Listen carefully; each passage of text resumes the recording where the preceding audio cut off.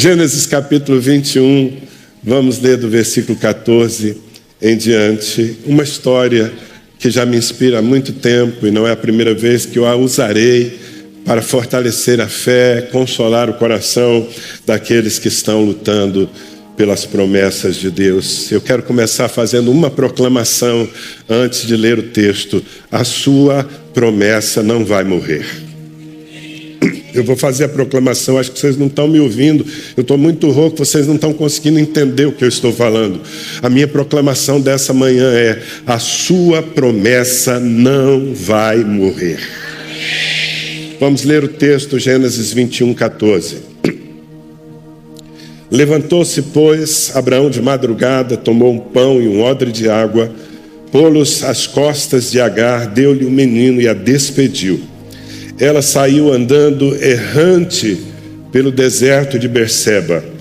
Tendo-se acabado a água do odre, colocou ela o menino debaixo de um dos arbustos e, afastando-se, foi sentar-se defronte, à distância de um tiro de arco, porque dizia: não verei morrer o menino. E sentando-se em frente dele, levantou a voz e chorou. Deus, porém, ouviu a voz do menino. E o anjo de Deus chamou do céu a Agar e lhe disse: que tens, Agar? Não temas, porque Deus ouviu a voz do menino daí onde está. Ergue-te, levanta o rapaz, segura-o pela mão, porque eu farei dele um grande povo. Abrindo-lhe Deus os olhos, viu ela um poço de água, e indo a ele, encheu de água o odre e deu de beber ao rapaz. Deus estava com o rapaz, que cresceu, habitou no deserto e se tornou flecheiro. Habitou no deserto de Parã, e sua mãe o casou com uma mulher da terra do Egito. Nós vamos talvez ler de novo alguns desses versículos, mas é essa história dramática que vai nos inspirar nessa manhã. Você tem uma promessa de Deus guardada no seu coração?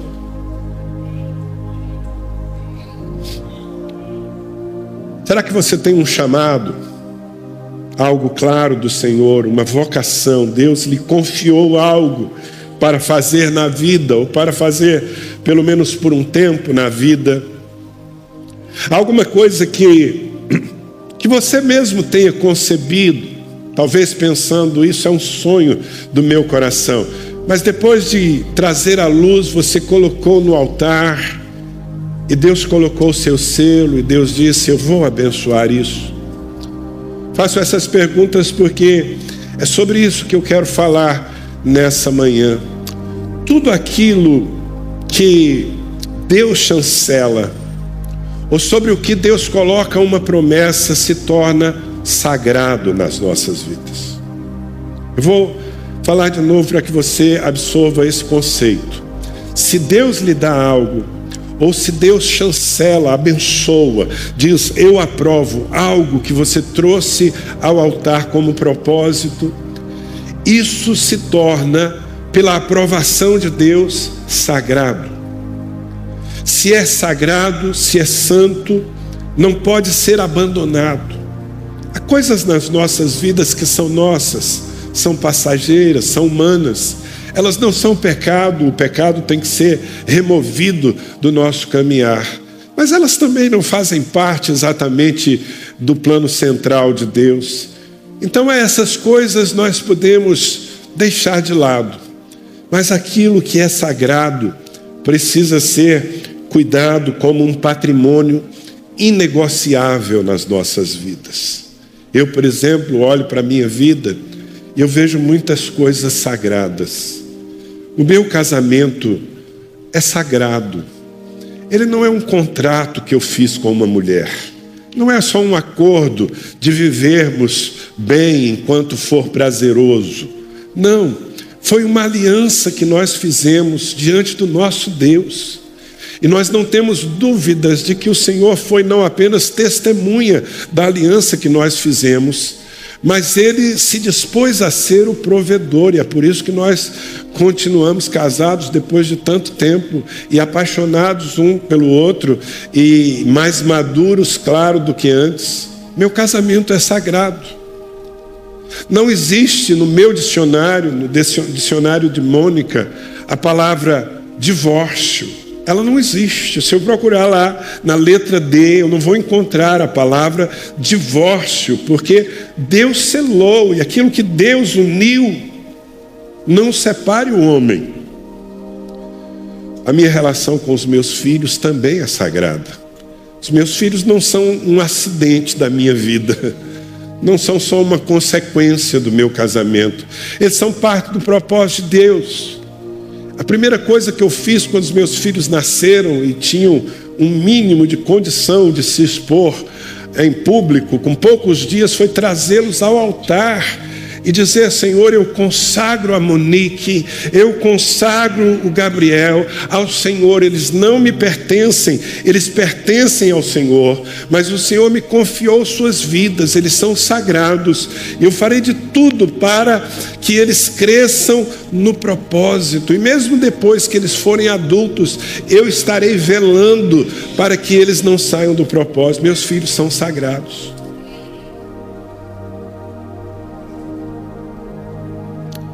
Meu ministério é sagrado. Eu não estou aqui porque eu escolhi ser pastor. Eu estou aqui porque Deus me chamou. Deus me disse: eu quero que você cuide de ovelhas e não de vacas, como eu pretendia. E a partir daquele dia, quando eu disse sim, ser um pastor não é um detalhe, não é uma escolha. Eu não posso amanhã simplesmente dizer: eu acho que eu cansei, ser pastor é muito pesado, e de fato é. Eu vou viver a minha vida, eu vou ganhar dinheiro. Eu não tenho esse direito, irmãos. Meu ministério é sagrado. E eu estou dando alguns exemplos da minha vida para que você possa encontrar os seus próprios exemplos. Agora veja, não há nada importante, nada santo nas nossas mãos que não venha a ser provado. É interessante, mas Deus nos confia suas promessas, porque aí, junto com aquilo que Ele nos entrega como responsabilidade, normalmente Deus respalda com promessas. Então, voltando para o meu exemplo, eu tenho promessas sobre o meu casamento, eu tenho promessas sobre a minha descendência, eu tenho promessas sobre o meu ministério. E é interessante que Deus nos confia a responsabilidade e as promessas para que nós lutemos por elas. Não é automático, Deus lhe deu e vai dar certo. Não, agora você precisa tomar isso que lhe foi concedido do céu, ou abençoado pelo céu, e você precisa guardar isso.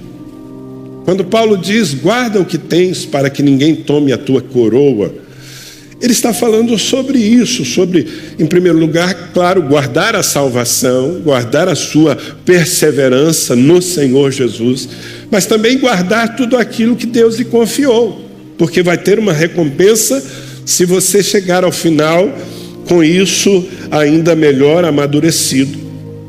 Porém, essas coisas, sendo de Deus na nossa vida, elas aqui e ali vão ser colocadas em provação. Deus prova aquilo que Ele nos dá. E os tempos difíceis são, portanto, uma forma de testar, de medir o valor que nós damos para o que é sagrado. Percebe? Eu sempre vejo as provações como uma oportunidade. Quando eu estou sendo provado, e nesses dias eu estou particularmente sendo provado, eu percebo nisso uma oportunidade, em primeiro lugar, de honrar a Deus, de dizer: Senhor, a minha fidelidade a Ti não depende das circunstâncias. Não é uma fidelidade sazonal que se manifesta quando tudo vai bem. Quando eu estou enfrentando lutas e perdas, eu tenho uma oportunidade de declarar que o Senhor continua sendo Deus na minha vida, digno de toda adoração. As provas são também uma oportunidade de crescer na fé, de depender do Senhor e de ganhar algum tipo de musculatura espiritual. É como no físico, você não vai ter um corpo saudável se você não é exercitado ou não se exercita. No mundo espiritual também nós precisamos de exercício, e a aprovação é uma chance de desenvolvermos a nossa fé. É como diz o escritor aos Hebreus, no capítulo 10, versículos 38 e 39. Todavia, o meu justo viverá pela fé, e se retroceder, nele não se compraz a minha alma. Nós, porém, não somos dos que retrocedem para a perdição, somos, entretanto, da fé para a conservação da alma. Diga amém. Então veja, querido, que a fé vai ter que vencer a resistência para que nós vejamos cumprido todo o plano de Deus na nossa vida. E agora eu entro na história de Agar e seu filho Ismael. Porque Ismael, o rapaz, o menino que essa mulher coloca debaixo de um arbusto para morrer, porque ela não tem água para lhe dar no meio do deserto. Ismael não é um acidente da vida, ele é a personificação das promessas de Deus na vida dessa mulher. Eu sei que sempre quando alguém se refere a Agar como um modelo de fé, vai haver um certo questionamento inicial. Não, pastor, mas Agar pode ser um modelo para mim? Agar era uma escrava egípcia que fez Abraão se desviar do propósito. Foi com ela que ele teve um filho que não era o filho da promessa. Então a gente tende a olhar para essa mulher como um estorvo na história. Mas não. Na verdade, não. Sim, do ponto de vista de Abraão, das promessas de Deus para Abraão e sua família, Agar foi um atalho. Você deve se lembrar da história. Deus havia prometido a Abraão um filho, sendo ele já muito idoso e a sua mulher estéril. E o tempo passou e a promessa não se cumpria. Então a própria Sara, a esposa de Abraão, lhe sugeriu: deita-te com a nossa escrava Agar, faz um filho com ela e eu terei como nosso filho. Aquilo foi, do ponto de vista de Abraão, foi um desvio do propósito. Ele se deitou e gerou nela esse menino chamado Ismael. Deus, porém, continuava pensando em Isaque para Abraão. Tempos depois, Isaque nasceu como fruto de um milagre. Porém, perdão, queridos, quando nós olhamos para a história a partir da perspectiva dessa escrava, nós vamos refazer o nosso conceito. Porque, em primeiro lugar, ela não tinha escolha. Ela não era uma prostituta que se ofereceu para o marido da outra. Ela era uma escrava. Uma escrava não tinha direitos. Uma escrava precisava fazer o que o seu amo, o seu senhor, mandasse. Ok? Em segundo lugar, mais do que alguém que gerou um filho sem ter responsabilidade por isso, essa mulher se converteu. É uma informação que muitos perdem na leitura bíblica. Quando ela ficou grávida, quando ela estava gestando Ismael é o pai dos árabes, ok? Quando você vê essas guerras todas aí acontecendo no Oriente Médio, você está vendo a descendência de Israel, de Isaac lutando contra a descendência de Ismael. Mas isso é outra história. Quando ela ficou grávida, ela se sentiu tão oprimida que ela fugiu. Ela fugiu da casa dos seus senhores, ainda grávida. E Deus a encontrou nesse momento difícil da sua vida. E essa narração está em Gênesis capítulo 16. Eu vou ler a partir do versículo 7 aqui. Tendo-a achado o anjo do Senhor, junto a uma fonte de água no deserto, junto à fonte no caminho de Sur. Disse-lhe Agar, serva de Sarai: de onde vens e para onde vais? Ela respondeu: fujo da presença de Sarai, minha senhora. Então lhe disse o anjo do Senhor: volta para a tua senhora e humilha-te sob suas mãos.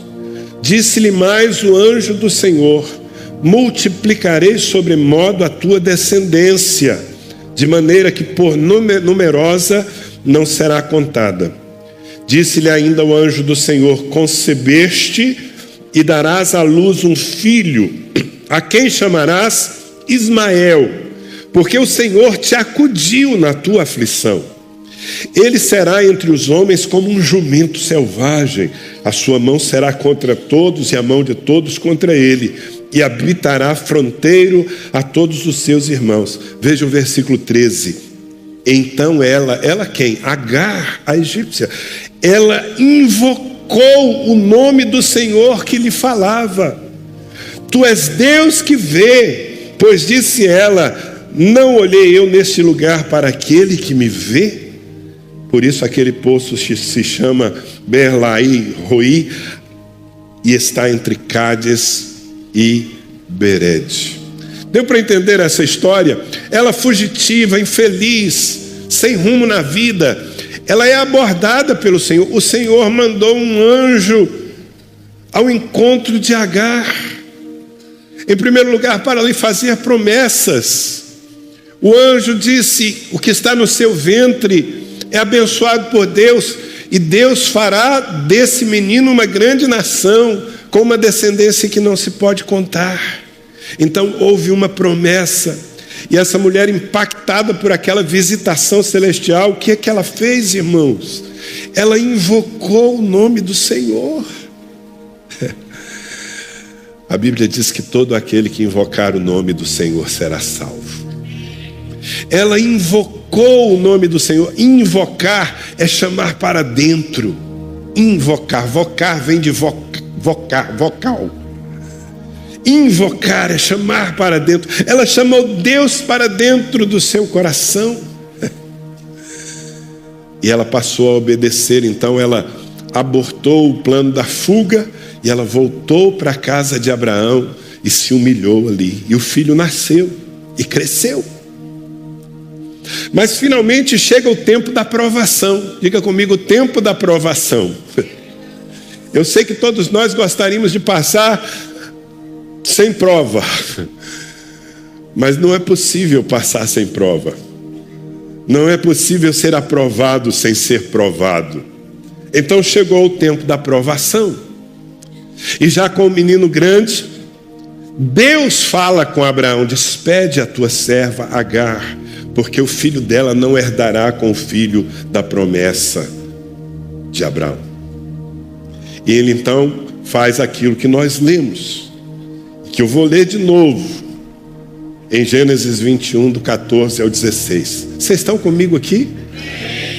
Mesmo com a minha dificuldade de falar, vocês estão conseguindo entender bem? Levantou-se, pois, Abraão, de madrugada, tomou pão e um odre de água, pô-los às costas de Agar, deu-lhe o menino e a despediu. Ela saiu andando errante pelo deserto de Berseba.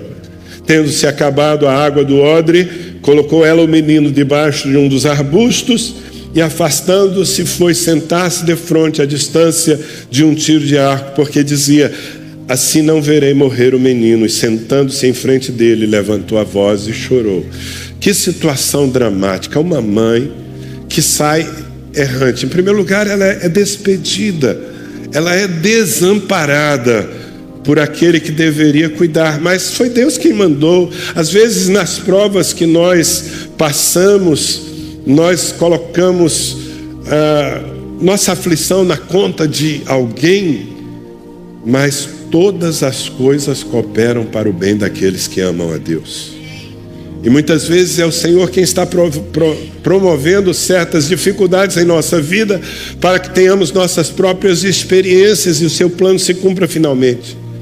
Então, por ordem de Deus, Abraão despede essa mulher, coloca um pouco de mantimento, lhe dá pão e água e diz: se vire. E queridos, nesse momento de desamparo, Agar cometeu alguns erros que, se nós cometemos na nossa vida também, podem nos levar a perder aquilo que é precioso que Deus nos deu. Eu vou falar brevemente aqui sobre os erros que ela cometeu nesse momento, quando a água do odre acaba, ela está num deserto. Então ela se vê diante de uma impossibilidade. Está faltando água para mim e o meu filho, eu não tenho o que dar a ele.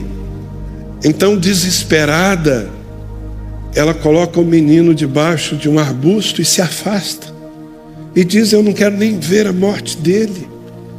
E levanta a sua voz e chora. E veja, algumas coisas que me chamam a atenção aqui, que eu diria são erros ou são riscos que nós corremos quando nossas promessas estão sendo provadas. Porque aqui o que eu estou propondo a você é que Ismael era a personificação da promessa e do chamado de Agar. Agar vivia não só para ter dado a luz a Ismael, mas para fazê-lo crescer, até que ele se tornasse adulto e capaz de se multiplicar e as promessas de Deus se cumprissem. Quais foram os erros? Em primeiro lugar, ela perdeu a referência da palavra. Nós lemos aqui no versículo 14 que ela saiu errante. Ela saiu andando errante pelo deserto de Berseba. Sabe, andar errante é andar sem rumo. Andar errante é andar sem saber para onde vai. E eu não posso culpá-la, mas quando nós nos encontramos assim, algumas vezes na vida, o seu GPS vai perder o sinal. O meu já perdeu. Em alguns momentos você vai se ver num lugar que você não conhece e sem dominar o caminho, e você vai procurar o mapa e ele não vai estar presente. E quando nós estamos perdidos na situação, essa é a palavra, Agar estava perdida numa situação, era uma situação nova e aflitiva. O que nós devemos fazer, queridos, quando nós estamos assim? Quando o sinal do GPS falha, o que nós precisamos fazer é parar e buscar a Deus. Deus tem direção para as nossas vidas. Diga comigo: Deus tem direção para a minha vida. Acontece que tantas vezes nós estamos aflitos e ansiosos e nós metemos o peito e andamos na direção que o nariz está apontado. E às vezes nós fazemos até um trajeto que vai nos distanciar ainda mais da solução que Deus tem. Então aprenda com isso. Todas as vezes que o seu chamado, que as coisas preciosas que Deus lhe deu, que as promessas estiverem em risco na sua vida, não saia errante. Não saia fazendo qualquer coisa, não saia dando cabeçadas tentando encontrar uma porta aberta. Pare diante do Senhor, busque ao Senhor. A palavra de Deus diz, através de Tiago, que se alguém necessita de sabedoria, peça a Deus, que a todos dá liberalmente. A sabedoria está liberada do céu, irmão. Não tem que pegar senho, não tem que pagar pedágio, não tem que andar de joelho em cima do milho, não. Se alguém necessita de sabedoria, peça a Deus, que a todos dá liberalmente. E Tiago completa: pedis e não recebeis, porque pedis mal, para esbanjardes em vossos próprios deleites. Se você precisa de sabedoria para andar na direção correta, dobre os seus joelhos. Pare de andar por um tempo e curve-se diante de Deus. Separe um tempo de jejum e oração. Bom, ela não fez isso, saiu errante e foi se enfiando pelo deserto. Segundo erro que eu vejo que ela cometeu foi o de confiar na provisão do homem. A Bíblia diz que a água que Abraão lhe deu acabou. Veja, Abraão não foi completamente irresponsável. Na verdade, ele estava obedecendo a Deus. Deus disse: Abraão, despede Agar e seu filho. Abraão, como um servo obediente, despediu. Mas ele não foi um pai irresponsável. Ele lhe proveu de pão e água. Diz que ela colocou nas costas, então não era pouca coisa. Mas a água de Abraão termina. A água de Abraão termina. Sabe, aquilo que o homem pode lhe dar tem limite. Por isso você não pode depender do seu pastor. Você não pode depender do seu marido. Você não pode depender do seu pai. Você precisa aprender a depender de Deus. Porque por mais ricas que sejam essas pessoas na sua vida, e por mais que elas tenham uma boa água para compartilhar, vai chegar um momento em que a água delas não será suficiente. É por isso que nós nos negamos, nós aqui pastores dessa igreja, a ser os gurus das nossas ovelhas. Eu não sou guru de ninguém, e nem candidato a semideus, eu sou só seu pastor. Sim, é o meu papel trazer água e trazer pasto verde para você, mas há coisas na sua vida que só Deus pode fazer, e por isso é tão importante que você desenvolva um relacionamento verdadeiro com Deus. Você não pode ser criança a vida toda, meu irmão. Há pessoas que estão na igreja há 10, 15, 20 anos, 30 anos e ainda dependem da oração do líder, do carinho do irmão que passa e tem que fazer um cafuné, porque senão eu me sinto mal amado, mal amada. Para com isso. Bom, se você é criança ainda, porque se converteu agora, a gente te dá um tempo. Vamos fazer o cafuné em você, vamos tentar colocar a mamadeira com água na sua boca. Mas chega uma hora que você precisa desenvolver o seu relacionamento com o Senhor. Posso ouvir um amém? Pastor, você está dizendo de sermos pessoas independentes, que não tem pastor nem liderança? Não, claro que não.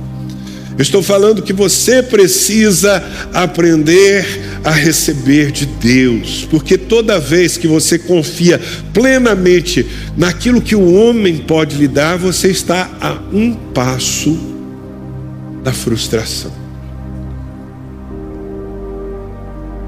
Não é suficiente. Guarda isso no seu coração. O que o homem pode lhe dar, sabe por que há muitos casamentos que estão falindo, terminando em divórcio? Porque um está esperando do outro a sua felicidade. Deixa eu falar uma coisa bem clara para vocês aqui. Os casados e os que irão se casar. A sua felicidade não está ao alcance do seu marido, e nem da sua esposa, e nem dos seus filhos.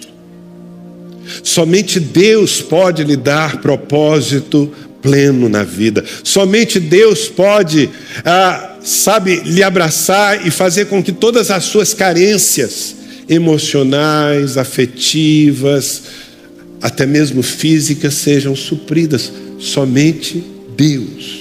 Alguém está entendendo isso? Eu não estou dizendo então que o marido não deve derramar o seu afeto sobre a sua esposa, que o pai não deve derramar o seu carinho sobre os filhos. Sim, todo tempo é responsabilidade nossa derramar tudo que temos, mas a nossa suficiência vem de Deus. Amém? Jesus disse àquela mulher samaritana que estava ali, já cansada de todos os dias ir ao poço, pegar a água, sol a pino, para suprir a sua necessidade, mas no dia seguinte ela teria que voltar de novo. E Jesus lhe disse: mulher, se tu bebesses da água que eu tenho para lhe dar, se tu soubesses quem fala contigo, tu me pedirias e eu te daria da fonte da água vida, da água viva. E quem beber da água que eu lhe der, nunca mais terá sede. A única água que te deixa sem sede para sempre é a presença de Jesus Cristo, meu irmão, minha irmã. Então busque ao Senhor e confie nele. A água de Abraão acaba. Deu para entender isso? O terceiro erro que essa mulher cometeu e que quase mata a promessa foi lavar as mãos em relação ao propósito. Porque ela se assentou debaixo de um arbusto, afastou-se do filho, colocou lá distante, e fez como muitos de nós fazemos. Lavou as mãos, se resignou, disse: eu não tenho mais o que fazer. E ela desistiu de lutar por uma das poucas coisas, talvez a única coisa que ela tinha para fazer a sua vida valer a pena, aquele menino. A única coisa que essa mulher tinha para fazer a sua vida tocar a eternidade era Ismael. Mas no momento de desespero, ela pega o Ismael e coloca lá debaixo de um arbusto e se afasta dele. Eu compreendo o coração dela. Eu sei que em muitos momentos da nossa vida nós já nos vemos sem forças e nós então nós entregamos a nossa alma a uma voz que é muito cortante, que diz: já era, você não pode fazer mais nada. E quando nós nos submetemos a essa voz em relação ao que Deus nos confiou, ok? Porque tem coisa na vida que a gente tem que abandonar mesmo. Tem determinadas conquistas, até mesmo determinadas pessoas que chega uma hora que a gente tem que deixar para trás e seguir o caminho. Eu estou falando de quem não faz parte do propósito e de quem não está coberto pelas promessas. Mas quando algo que Deus chancelou, quando algo que Deus selou está nas nossas mãos, ainda que frágil, meu ministério está frágil. Eu não sinto força para formar discípulos. Já há anos eu não consigo multiplicar a minha célula. Eu me sinto cobrado pela liderança. Bem, você pode até dizer: eu não tenho mais nada a fazer, pastor, está aqui a minha célula, dá um jeito nesses que sobraram aí, eu vou me recolher. Mas se você está liderando na casa de Deus, apenas como um exemplo, porque Deus lhe chamou, e eu espero que assim seja com cada líder aqui nessa igreja, então você não tem o direito de lavar as mãos e desistir. Porque significa abrir mão de algo que é sagrado e que Deus lhe confiou. Então, se vai morrer, morra junto. Não coloque lá distante, saia para viver a sua vida. Se vai morrer, então pelo menos dê a sua vida por aquilo. Alguém está me entendendo? Mas Agar, na sua fraqueza, ela abriu mão do propósito, se afastou do menino. E o quarto erro que é decorrente desse é que ela admitiu a morte da promessa. Ela colocou o menino debaixo daquele arbusto e disse: vou me afastar porque eu não quero ver a sua morte. Vai morrer. E amados, veja bem que sério que é. Quando eu admito que algo que Deus me entregou, sobre o qual Ele fala, sobre o que Ele falou, quando eu admito que isso vai morrer, eu estou manifestando claramente a minha incredulidade. Porque eu estou dizendo: Deus não é capaz de cumprir as suas promessas. Eu estou dizendo: Deus mentiu, porque Ele disse que o meu filho vai ser uma multidão, uma nação incontável, mas agora o meu filho vai morrer. Significa que Deus mentiu. No fim, quando nós desistimos de algo que Deus chancelou, nós estamos dizendo que Deus falhou.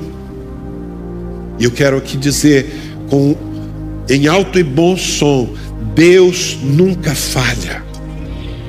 Se nós perdermos alguma coisa que Ele nos confiou, se nós entregarmos a morte, o erro será nosso. Amém?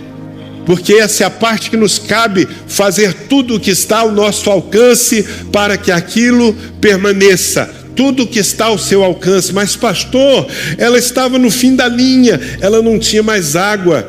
O problema não é chegar no fim da linha, o problema é admitir que não há mais jeito. Quando você admite que não há mais jeito, você exclui Deus da equação. Tem alguém me entendendo? Porque se Deus continua na história, ainda que o morto já esteja cheirando mal numa sepultura há 4 dias, se Deus está na história, aquele que é morto viverá.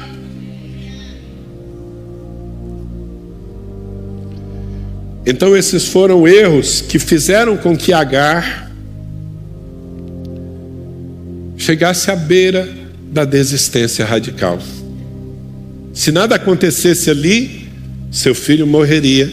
E provavelmente ela também, porque estava num deserto, sem água, como é que ela ia viver? E tudo aquilo que Deus havia falado a seu respeito e a respeito da sua dependência, da sua descendência, ficaria como uma promessa que não se cumpriu por falha humana. Mas veja, há algo muito forte aqui nessa história. No versículo 17, está escrito assim: Deus, porém, ouviu a voz do menino. Deus, porém, ouviu a voz do menino. E o anjo de Deus chamou do céu a Agar e lhe disse: que tens, Agar, não temas, porque Deus ouviu a voz do menino daí onde está. Meu irmão, as promessas de Deus na sua vida têm uma voz. As coisas sagradas que Deus colocou na sua vida têm uma voz. O seu casamento tem uma voz própria, ainda que a sua já tenha se calado. Aquilo que Deus toca tem vida. Se Deus tocou num dom em sua vida, por mais que ele esteja agora adormecido e amortecido, esse dom tem vida, porque ele nasceu do Senhor da vida. Um ministério pode estar em escombros, mas se ele foi levantado pelo Senhor, os dons e a vocação de Deus são irrevogáveis, tem vida, e se tem vida tem voz, e a promessa, o chamado clama diante do Senhor. Deus ouviu a voz do menino. Provavelmente o menino estava só gemendo. Eu sinceramente não vejo esse garoto fazendo uma oração. Talvez ele tenha feito uma oração de criança, de pré-adolescente. Mas o fato é que Deus ouviu. E Deus sempre ouvirá a voz daquilo que Ele gera nas nossas vidas, mesmo quando nós estamos querendo fechar os nossos ouvidos para não testemunhar a morte. Isso fala com você, querido? Deus sempre ouve a voz. Agora, Deus ouve a voz, ou seja, a promessa, na verdade, é a palavra de Deus falando com ele mesmo. Deus disse que aquele menino viveria e se tornaria uma grande nação. O menino está morrendo debaixo de uma árvore. Então, a voz de Deus que havia sido empenhada na vida daquele garoto, ela retorna para o Senhor, como um clamor. E Deus responde do céu. E o que Deus faz? Deus envia um anjo. Deus envia de novo um anjo a Agar. E o anjo lhe diz algumas coisas. E é assim que eu vou terminar essa ministração. E são esses imperativos. São esses imperativos que fazem com que ela se recomponha, se levante e que ela retome o seu chamado. Ela volte não apenas a crer, mas a lutar pela promessa. Que imperativos são esses? O que o anjo falou está no versículo 18 e também no versículo 19, algo que aconteceu. No versículo 18 diz: ergue-te, levanta o rapaz, levanta o menino, na outra tradução, segura-o pela mão, porque eu farei dele um grande povo. No versículo 19, abrindo-lhe Deus os olhos, viu ela um poço de água, e indo a ele, encheu de água o odre e deu de beber ao rapaz. Diga aleluia. Diga aleluia de novo. Diga glória a Deus. Esse é o nosso Deus. Ele vem ao nosso encontro quando nós estamos em fraqueza. Essa história terminou bem. O menino não apenas sobreviveu, ele cresceu, ele se tornou flecheiro, ele se tornou guerreiro, ele se multiplicou, ele se tornou nações, como Deus havia prometido. Mas só acabou bem porque, ao ouvir a voz do anjo, ela reagiu. Diga reação. Você sempre precisa reagir quando está desanimado, quando está entregue.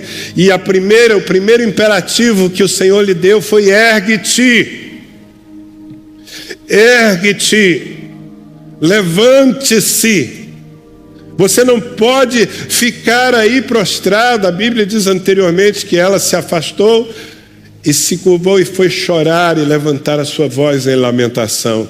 A primeira coisa que nós precisamos fazer quando as promessas estão a ponto de morrer na nossa vida é tomar uma postura em relação à nossa própria alma. Deixa eu lhe falar algo, queridos. Na maioria, quase totalidade dos casos, a guerra é ganha aqui dentro. O mundo pode estar desabando à sua volta, mas a sua vitória, a guerra que você precisa travar é contra si mesmo, contra as suas emoções, contra o seu estado de espírito, que muitas vezes está abalado e entregue. A primeira coisa que o anjo diz é: ergue-te, assume uma nova postura, levante-se. Não é na prostração que você vai conseguir reverter esse quadro. Veja, querido, ela não estava prostrada diante de Deus. Prostrados diante de Deus nós devemos viver. Ela estava prostrada diante da situação. Ela estava prostrada diante do problema. Deus não pode lhe dar vitória enquanto você estiver prostrado diante do seu problema. Levante-se, erga-se, encare a situação. Não na força do braço, é o Senhor quem está lhe dizendo. Significa que Deus está aí nesse deserto com você. Aliás, é justamente isso que surpreende Agar. Quando ela invoca depois o nome do Senhor, ela diz: eu vi o Deus que me vê. Olha que coisa. Agar estava desanimada, entregue, porque achava-se solitária, com uma responsabilidade maior do que ela no meio de um deserto. Ela pensou que estava só, mas a voz de Deus ecoou na sua solidão. E ao final ela diz: aquele que me vê. Gente, eu fico arrepiado, porque faz toda a diferença nós servirmos a um Deus que nos vê. Ele nos vê o tempo todo, Ele nos vê até mesmo nas nossas falhas e fraquezas. Ele nos vê, e Ele vem não para nos condenar, Ele vem para nos reanimar.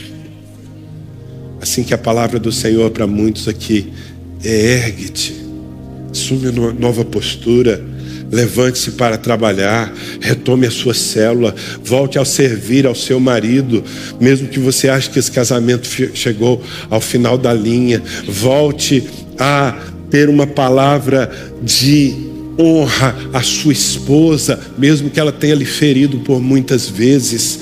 Ergue-te. Conquista a vitória em primeiro lugar na sua alma. Sabe por quê, queridos?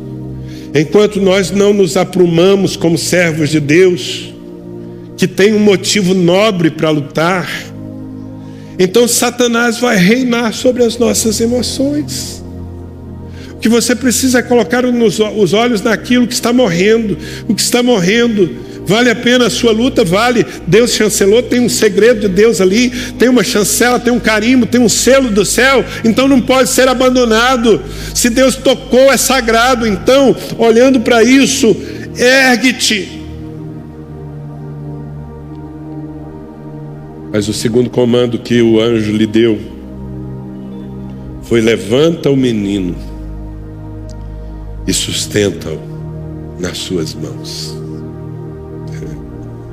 Ou seja, reassuma a responsabilidade em relação ao que Deus abençoou em sua vida. Reassuma a sua responsabilidade. Pare de agir como uma vítima. Amados, eu sei que muitas vezes seria até assim, seria até correto nós sermos taxados como vítimas. Puxa vida, essa mulher gerou um filho que não foi ela que quis, ela foi obrigada a gerar. Agora ela foi despedida por aquele que deveria cuidar dela e do filho. Então, eu entendo que Agar se sinta como vítima, eu entendo que muitas vezes você se sinta como vítima. Mas enquanto você for vítima, você não se torna protagonista. Vítimas não viram jogos. Presta atenção no que eu estou te falando, porque nós vivemos numa geração que é uma fábrica de vitimistas. A nossa geração é uma fábrica de vitimistas. Os meninos vão para as escolas aprenderem a ser vítimas. Porque vítimas são impotentes. Vítimas não têm o que fazer. Ainda que você seja vitimizado por uma circunstância, você precisa assumir a sua responsabilidade, não esperar que outros façam. Assuma diante de Deus a sua responsabilidade de mudar aquela situação. E faça isso pela fé, crendo no poder do Altíssimo e na graça que se manifesta na sua fraqueza. Posso ouvir um amém? É muito importante que você guarde isso no seu coração. Reassuma a responsabilidade. Porque a transferência de culpa ou a transferência de responsabilidade nunca é aceita no céu. Você deve se lembrar de pessoas que foram colocadas diante de Jesus Cristo em situações muito limitadas, paralíticos. E Jesus olhava e dizia: levanta-te. E ele não podia se levantar, porque ele era paralítico. Mas quando Jesus dizia levanta-te, Jesus estava falando: faça o seu esforço de fé. Ainda que você não possa completamente, faça o que você pode. Eu quero o seu esforço. E a Bíblia diz então que quando aquelas pessoas faziam o seu esforço, logo seus pés se aprumavam. Isso aconteceu também com aquele homem que vivia à porta do templo e que foi curado por Pedro e João. Lembra-se? Levanta-te, assume a responsabilidade pela sua cura. Mas eu não tenho poder suficiente, a força suficiente, o movimento suficiente. Deus está dizendo: isso eu tenho. O que eu preciso de você é da responsabilidade e da iniciativa. Eu quero ver você lutando por isso. E uma outra coisa que acontecia é que Jesus curava uma pessoa, um paralítico, e depois de curado, Jesus dizia: agora toma o teu leito e anda. Sabe essa maca na qual você foi carregado por longos tempos? Então, agora ela é o seu testemunho. Quem carrega ela é você. Assuma a sua responsabilidade pela nova vida que eu estou lhe dando.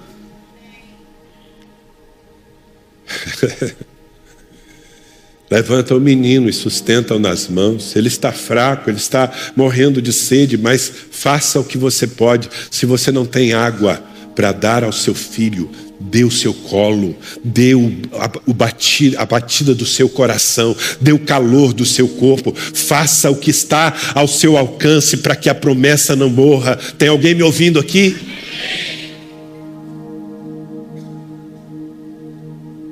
Mas nós, vitimizados e vitimistas, pior ainda, dizemos: eu não posso fazer nada.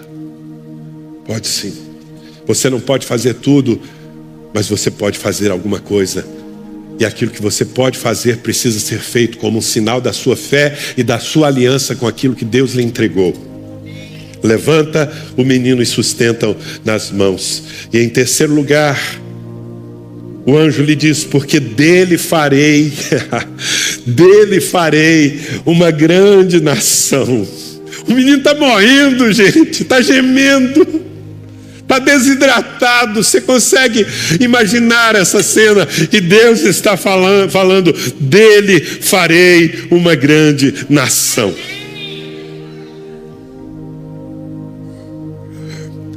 Sabe o que significa?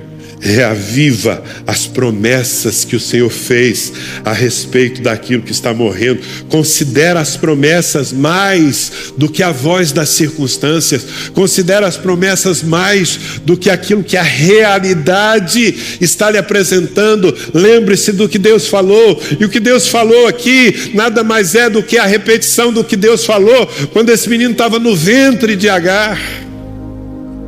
Ele será uma grande nação. Ai, quando Deus diz: se morreu aos teus olhos, não morreu aos meus. Quando Deus diz: eu estou com todo o poder estocado para que as minhas promessas se cumpram na sua vida, no seu casamento, no seu ministério, na sua carreira, eu selei isso. Ah, quando Deus diz isso, você precisa se apegar, sabe por quê? O justo vive da fé e a fé vive da palavra. Diga comigo: o justo vive da fé e a fé vive da palavra.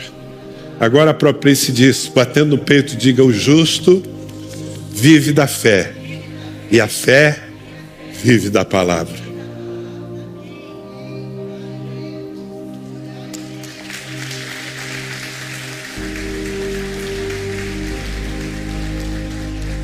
Então, se você está vendo algo precioso morrer, eu lhe peço, reavive as promessas de Deus em relação a isso e dê mais ouvidos a elas do que aos gemidos daquilo que você acha que está perdido. Deus é fiel para cumprir tudo o que diz.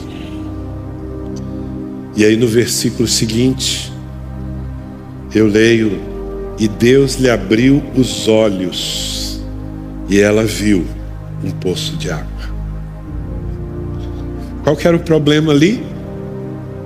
Qual que era o problema? Falta de água. O menino estava morrendo por quê? Falta de água. Agar não conseguia enxergar o seu futuro por quê?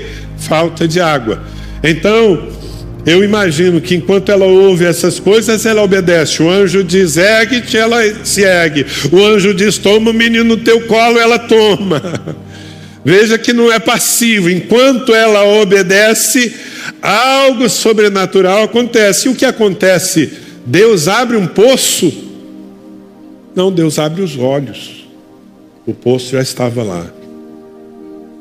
O poço já está aí. O poço já está no seu ministério.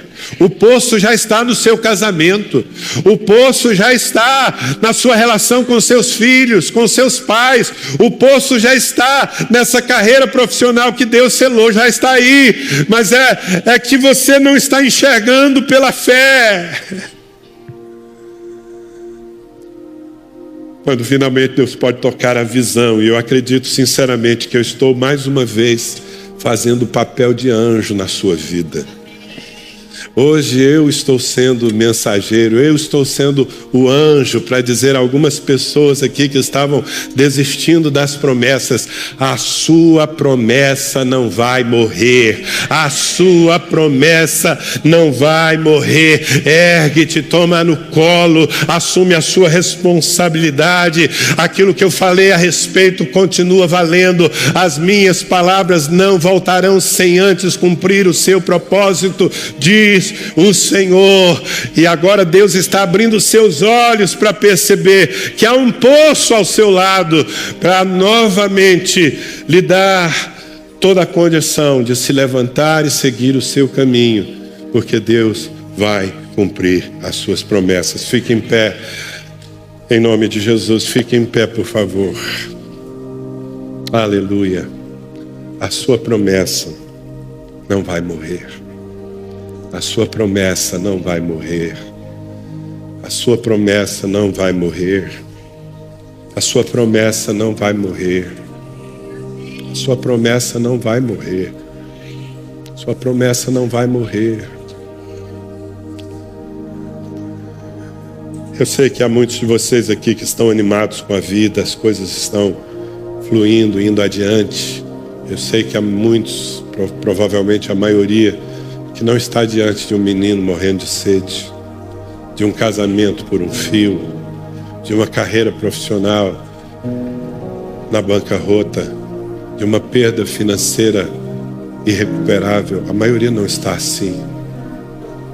Mas guarde essa palavra no seu coração. Pode ser que amanhã as promessas na sua vida sejam provadas. E eu oro para que Deus lhe lembre de Agar, para que você continue crendo.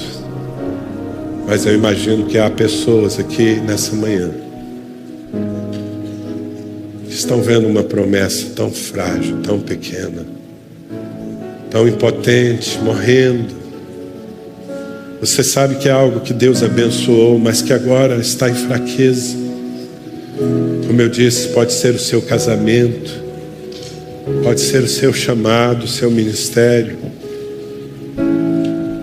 pode ser a sua reputação que foi colocada na lama quando Deus disse que abençoaria o seu nome.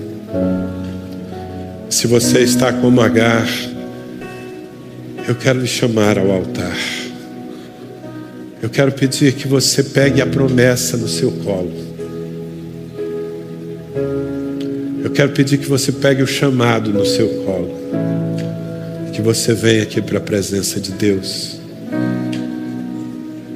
Porque eu quero orar por essa promessa. A sua promessa não vai morrer. A sua promessa não vai morrer. A sua promessa não vai morrer. A sua promessa não vai morrer. O meu papel é ser só o anjo. Eu transmito. Mas eu não posso crer por você. Você precisa crer. Você precisa se erguer. Você precisa fazer o seu esforço de fé. Você precisa pegar no colo aquilo que talvez você estava deixando de lado por ter se cansado de carregar. Traga isso no seu colo e ponha diante do Senhor. Deixe o Espírito Santo lhe lembrar das promessas. Feche os outros canais da sua vida. Outras vozes que você tem ouvido, coloque-as no mute agora. E permita que o Espírito Santo lhe lembre das promessas que Ele lhe fez. O menino não vai morrer. Ele se tornará uma nação. Ele será pai de nações. Não vai morrer. Não vai morrer. Não vai morrer. Deixa o Espírito Santo abrir os seus olhos agora, querido. Ele quer lhe mostrar que há uma fonte. Você estava dependendo da fonte do homem, e a fonte do homem acabou, esgotou. Mas há uma fonte que não esgota, ela está aí bem do seu lado. Bebe dessa fonte agora. Bebe dessa fonte agora. Bebe, bebe, bebe em oração. Abre a tua boca, diz: Senhor, eu bebo da fonte da graça.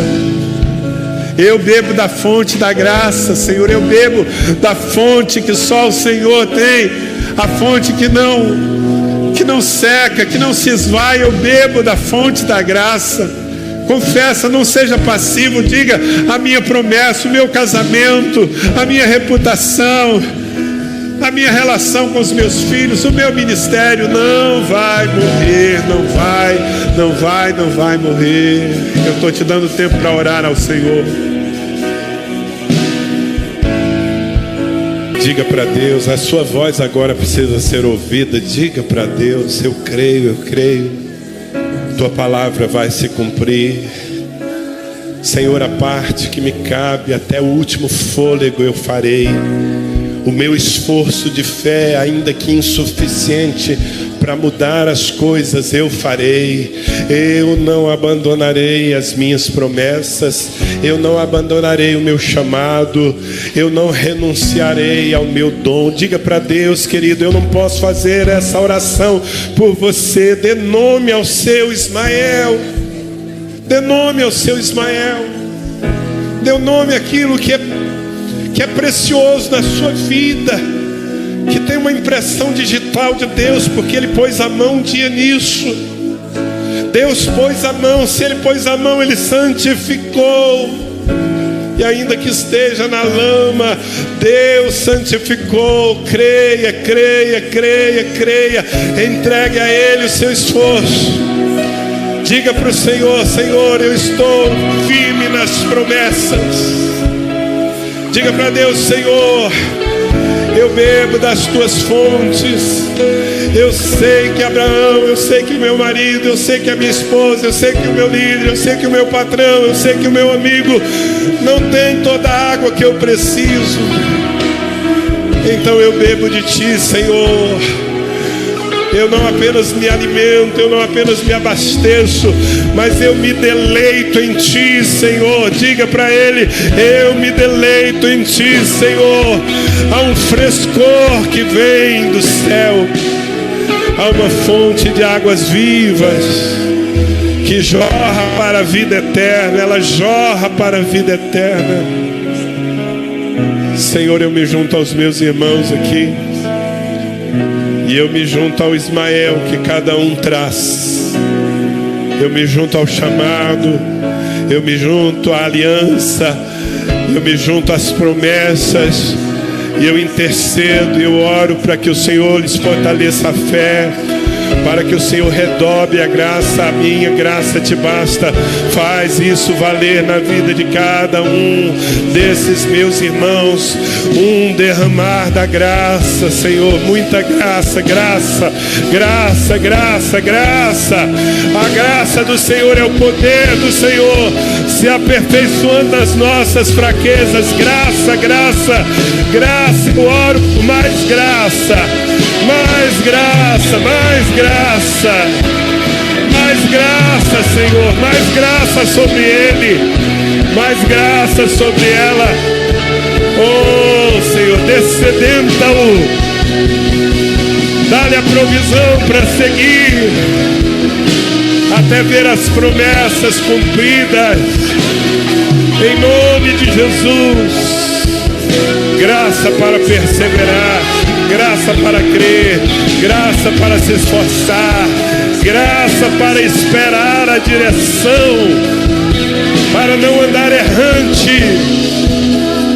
Oh, meu Deus, Tu és aquele que abres caminhos no deserto, que faz jorrar rios no ermo. Faça isso na vida dos meus irmãos, Senhor. A Tua promessa não vai morrer. Em nome de Jesus. Você que está aqui na frente, diga: a minha promessa não vai morrer. Diga com toda a convicção: a minha promessa não vai morrer. Você que está aí nas cadeiras, diga conosco: a minha promessa não vai morrer. O meu Deus é fiel. Diga: Ele é poderoso para fazer infinitamente mais do que tudo que pedimos ou pensamos, conforme o seu poder que opera em nós, em nome de Jesus. Amém. Amém. Você vai voltar com a promessa no colo, hidratada. A promessa foi hidratada hoje. Amém. Ela foi hidratada pela água celestial, que é melhor do que a água de Abraão. Que o Senhor te abençoe e te guarde. Que o Senhor faça resplandecer o seu rosto sobre ti e tenha misericórdia de ti. Que o Senhor sobre ti levante o seu rosto e te dê shalom, paz, em nome de Jesus.